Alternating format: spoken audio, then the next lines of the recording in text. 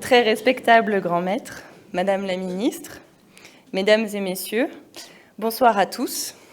Merci pour cette invitation et cette très belle opportunité d'échanger avec les invités ici présents. J'avoue que je ne suis pas une habituée des discours et je me sens très intimidée d'intervenir après l'incroyable vérité d'Étienne Klein et au début de votre digestion. Aussi, j'ai décidé de m'appuyer sur quelques notes.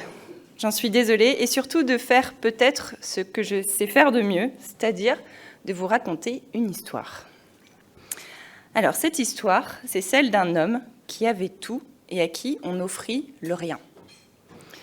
À l'honorable conseiller à la cour de Sa Majesté impériale, le seigneur Matthaeus Wacker von Wackenfels, chevalier et patron des écrivains et philosophes, mon maître et mécène, de la part de son ami Johann Kepler, mathématicien impérial de la cour, à Prague, auprès de Rudolf II, empereur du Saint-Empire romain, roi de Bohême et de Hongrie. Je sais à quel point vous appréciez le rien.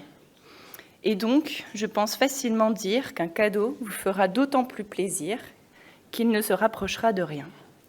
Le cadeau qui vous fera plaisir devra donc être à la fois petit et insignifiant, peu coûteux et éphémère, c'est-à-dire presque rien. Et comme il y a de nombreuses choses qui partagent cette caractéristique dans le royaume de la nature, il me faut faire un choix parmi elles. Alors que je considérais avec anxiété ces sujets, je traversais un pont, mortifié par mon impolitesse d'apparaître devant vous sans cadeau de Nouvel An. Sauf peut-être... Voilà, j'ai déjà perdu mon fil. Celui que je veux toujours vous apporter, c'est-à-dire rien. Et je ne parvenais pas à penser quelque chose qui, tout en étant proche de rien, pourrait pourtant être aussi l'occasion d'une réflexion subtile. À ce moment précis, par un fait heureux, une partie de la vapeur d'eau dans l'air a été assemblée en neige par la force de ce froid, et quelques flocons épars sont tombés sur mon manteau, tous hexagonaux, avec des branches duveteuses. Par Hercule, ici il y avait quelque chose de plus petit qu'une goutte et qui pourtant avait une forme. Ici, en effet, il y avait un cadeau de Nouvel An, des plus désirables pour l'amoureux du rien, un cadeau digne d'un mathématicien puisqu'il descend du ciel et ressemble à une étoile. Donc voici un extrait de Johann Kepler, Étrenne ou la neige sexangulaire.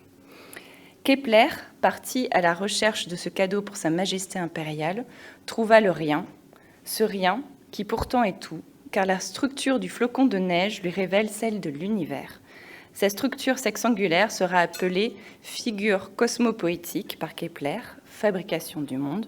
C'est à partir de ces calculs qu'il expliquera les distances entre les planètes ou la structure des alvéoles d'un nid d'abeilles. J'avais découvert l'histoire de Kepler lors d'une rencontre totalement inattendue. Isabelle est parfumeur, enfin née plus tôt. Elle venait d'écouter une intervention que j'avais faite à la radio, au cours de laquelle la journaliste en face de moi m'avait demandé quelle odeur a la glace.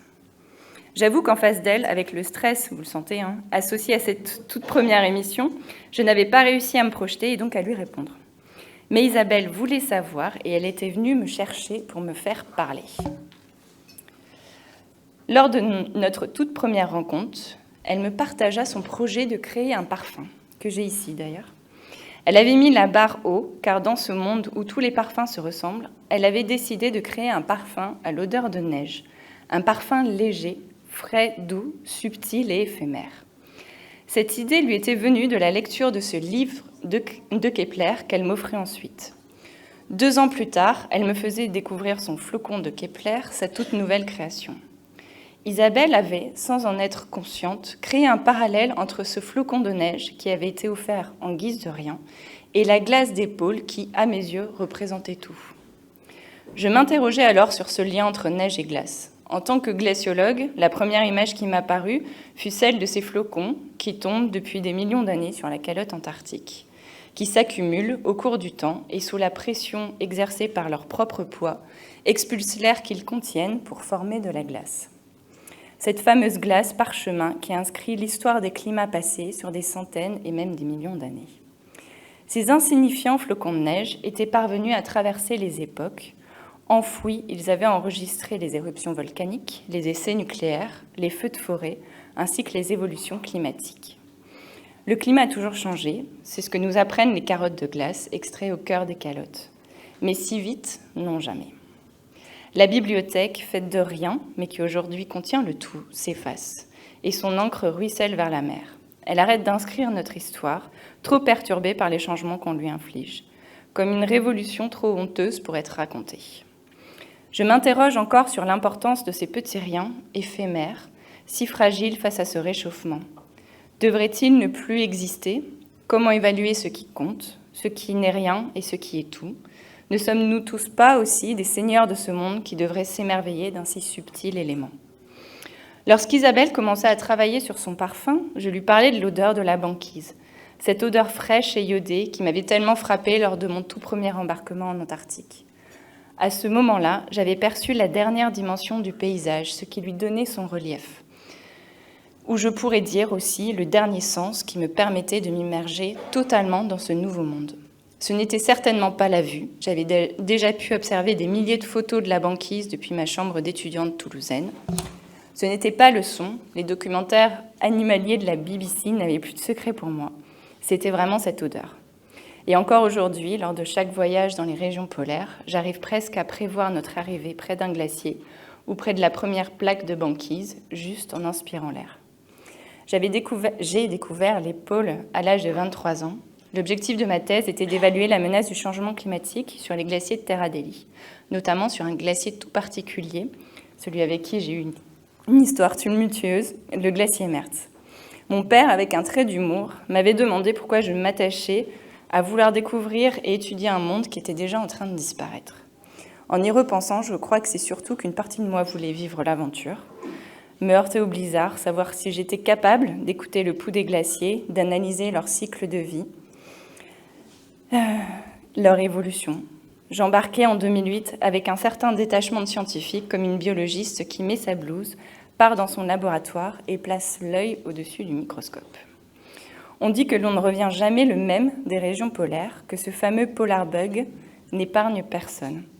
Ironiquement, c'est en restant bloqué dans les glaces pendant 56 jours à bord de l'Astrolabe, le navire polaire français, que j'ai réalisé que j'étais tombée totalement amoureuse de cet endroit et qu'il me possédait entièrement. J'ai mis des années à ressentir le changement climatique, que cette information rationnelle se transforme en véritable sentiment, en une émotion.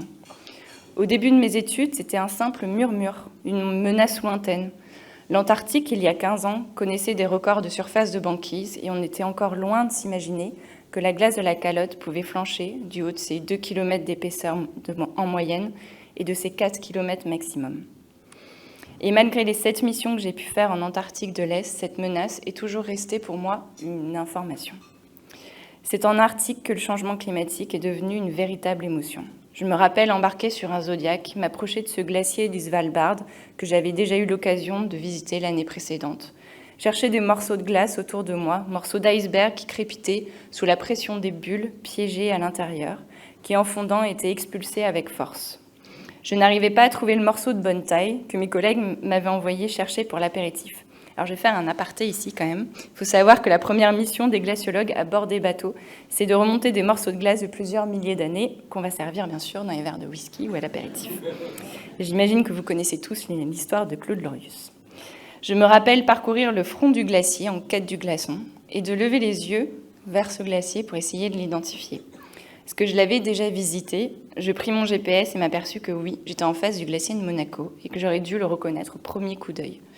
Mais en un an, il avait tellement fondu, reculé, que le front de glace, qui n'était qu'un seul glacier auparavant, s'était transformé en 2 fleuves distincts, séparés par un Nunatak. C'est une petite montagne. J'avais à présent 2 glaciers en face de moi. Le changement climatique qui me paraissait loin était déjà là. L'information scientifique, à ce moment précis, est devenue pour moi un sentiment. Ce glacier est en train de disparaître et bien sûr, cette idée, cette information était dorénavant insupportable. J'ai quitté le monde de la recherche il y a 4 ans. réalisant que ce travail de porte-parole serait bien plus efficace peut-être que celui de scientifique. Je ne voulais plus inscrire de la nouvelle information, effacer les doutes, calculer combien de milliards de tonnes de glace est-ce qu'on avait pu perdre cette année en Antarctique. Je voulais que tout le monde ressente un sentiment et s'en empare pour agir. Je voulais porter la voix des pôles comme ils ont pu porter ma découverte du monde et de la nature. À travers cette histoire, j'avais envie de transformer pour vous cette menace scientifique, peut-être encore un peu lointaine, en émotion, celle de perdre une partie de la beauté de ce monde, de perdre ce rien qui pourtant est un tout. Merci à tous.